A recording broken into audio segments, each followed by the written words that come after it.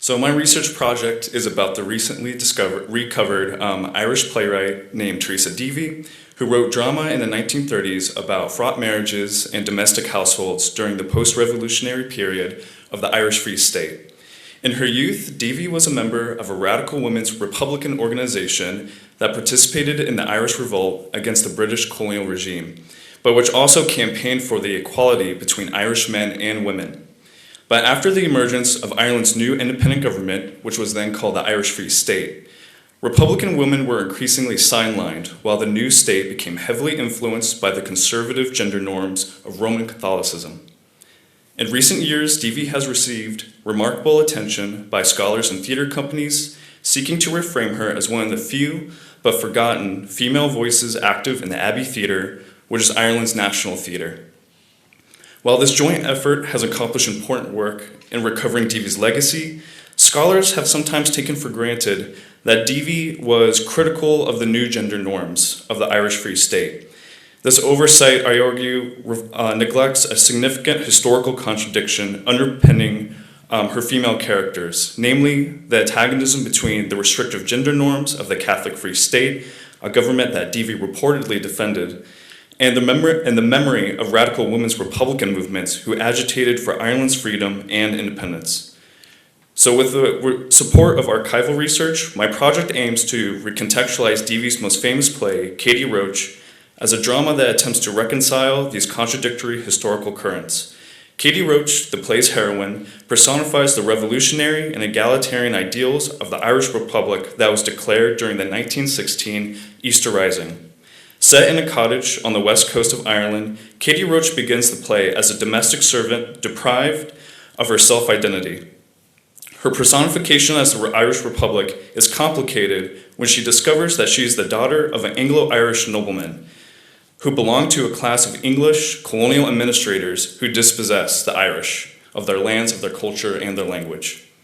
It is deeply ironic, then, that her father reinvented his identity as a wandering Catholic holy man who is now respected by Katie's community. As the play unfolds, Katie is gradually disillusioned with her agency and transformative imagination after she marries a wealthy Dublin architect, and through the joint coercion of both her father and husband, she ascends to being dislocated from her West Ireland home, an ironic repetition of colonial eviction. Despite her father's disavowal of his Anglo-Irish identity, colonialism still endures through her dislocation. By turning inward and embracing the spiritual mandates of the Irish Free State, Katie displaces not only her sense of sovereign agency, but also her identity that was shaped by the west coast of Ireland. Thank you.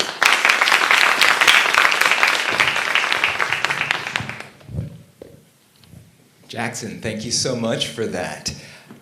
Think about your questions, and I will give you some time to think about them as I pose my question. So, the election that we just endured had gender in a variety of ways manifest itself. Gender identity, gender rights, the whole gamut. Do you see any resonance with some of Deevy's work in what it is that we just witnessed in the election? I definitely think that there are some resonances, thinking about how does the state play a part in defining what roles we have in the household, in the public workplace, in political representation. So I think there are some major resonances that can be made between those topics. All right, thank you. Are there questions from the audience?